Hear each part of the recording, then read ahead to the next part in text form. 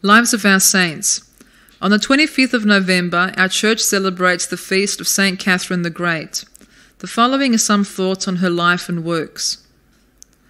Saint Catherine was born in Alexandria, Egypt, in the latter half of the 3rd century, to a prominent family. She is said to have been related to one of the royal houses. At any rate, she was highly educated, well versed in philosophy, and known for her piety and virtue. At this time, the governor of Egypt was Maximinian, who later became emperor of Rome.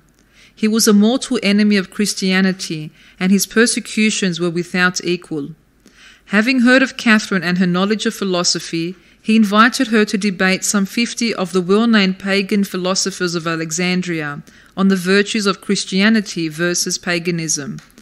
But after extensive discussions, almost all of the pagan philosophers accepted her arguments and converted to Christianity. Incensed at this turn of events, Maximinian ordered that the philosophers be burnt and Catherine jailed and allowed to starve to death. During her stay in jail, she was visited by Maximinian's wife and her entourage. At the end of their visit, they had all accepted Christianity. Angered beyond belief, Maximinian ordered Catherine tortured on the spiked wheel.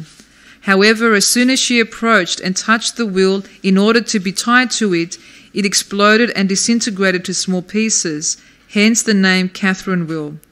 She was finally beheaded by the sword. Tradition has it that her body was taken by angels to Sinai. Whatever the tradition, Saint Catherine is buried at Mount Sinai, where a monastery was begun. Although her burial site became a centre of attention for pilgrims, it also drew the attention of various barbarians and robbers who frequently raided the monastery and stole whatever valuables the monks could not hide.